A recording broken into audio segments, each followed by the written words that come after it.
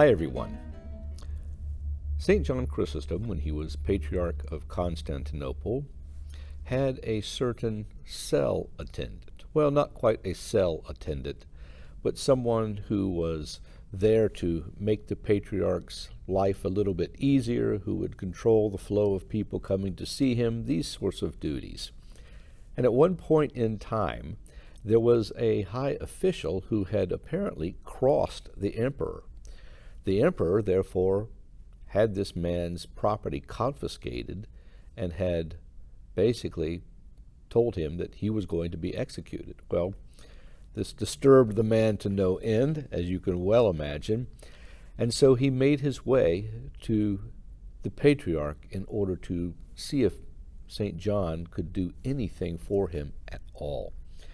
And so he encountered this servant of St. John's and said, "Look, I've got to see him. This is really, really a desperate time. Please get me in to see him if you can." And the man said, "Sure, I will do it. I understand the difficulty, and I will ask Despota if he can make time for you." And so he informed St. John of this, and St. John said, "Well, okay, I understand. Then, come and find me perhaps tonight after Compline, and I can talk with him then." So this servant did so, and he came back, and he found that the door was closed after Compline, which was a little bit unusual, and he wondered what was going on. It didn't seem like anyone was there. So he opened the door a little bit to kind of peek in and see if our Holy Patriarch was there. And indeed he was. He was writing at his desk, and it seemed like there was some distinguished personage, a very reverent-looking man who was balding, who was standing behind St. John and talking to him, whispering in his ear. Well, the man thought, he's busy now, there's nothing I can do, and so he went out and came back a little bit later. And the same thing happened. And this rolled over into the next day, when, after several times, and finding the man still there, he was rather exasperated. In fact, the servant was a little bit miffed at all of this, because he thought he had set up a time with St. John.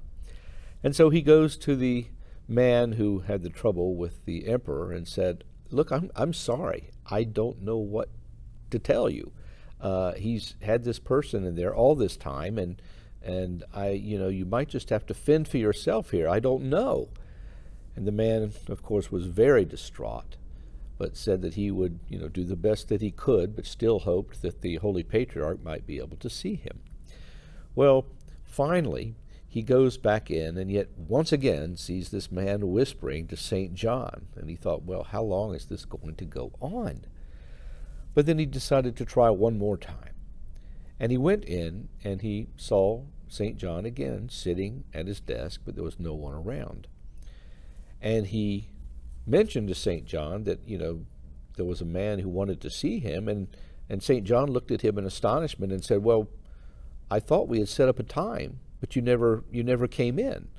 What's the problem here?" And the servant said, "Well, wait a minute. I've been back here 5, maybe even 10 times, and I saw somebody here with you who was speaking to you. He was whispering in your ear." And St. John was a little perplexed by this. So St. John said, "Well, do you have any idea who this is?" And the man said, "No." And then he happened to gaze up across from the writing desk that St. John was at, and he saw an icon of the Holy Apostle Paul.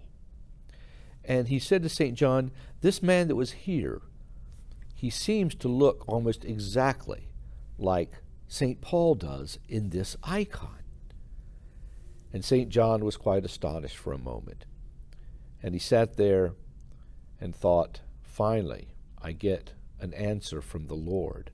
You see, because St. John had been very devoted to St. Paul and absolutely adored his epistles and wanted to expound on them as much as he could, but was curious as to whether what he was saying was genuine. Was it really getting the ideas in St. Paul's writings across to people? And by this incident, St. John realized that indeed he was, because it was St. Paul whom this man had seen whispering into St. John Chrysostom's ear. St. John Chrysostom, of course, has written many, many things about the epistles of St. Paul, and in fact is known in the Orthodox Church as the voice of St. Paul. Well, the man who was trying so hard to get St. John Chrysostom's attention is actually the one that we talk about today, because on November 20th, the Holy Orthodox Church commemorates this man, and his name is Proklos.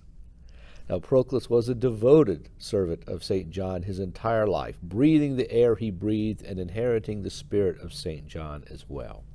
So much so that he actually ended up being consecrated a bishop. So Proklos, after he had been consecrated, went to assume his see, but yet he found that he was not wanted there, because in the meanwhile, the powers that be had already consecrated another bishop for that see. So he returned back to Constantinople, where he stayed for a number of years, until finally, after the death of one of the patriarchs, the synod there elected him as Patriarch of Constantinople. This was during a difficult time in the church, because St. Proklos was actually the second Patriarch of Constantinople after the infamous Nestorius. In fact, Proklos had given a sermon in Hagia Sophia about the dangers of Nestorius's doctrine, calling the Mother of God Theotokos, not Christotokos, and indeed he went on to expound eloquently about the two natures of Christ, because he would write against Theodore of Mopsuestia and others who would come later, stirring up trouble and causing that heresy in the church. So we see that Proklos' stewardship of Constantinople was a beautiful thing. His stewardship of the Orthodox Church was a beautiful thing, and all the years that he had spent with St. John bore fruit in these incidences that he had to defend the Orthodox faith. So many people know the story of St. John and St. Paul whispering in his ear. Many people know that there was a man, even that his name was Proklos, that was watching this. But not many understand that Proklos himself went on to be a venerable, honored bishop in the church, now a saint, who reposed in peace not long after the era of St. John Chrysostom. May we also pay attention, as Proklos did, to St. Paul, who expounds so wonderfully about all things Orthodox in his epistles. And may the prayers of St. Proklos, along with St. John Chrysostom, guide us always truly into the Orthodox faith. Bye-bye.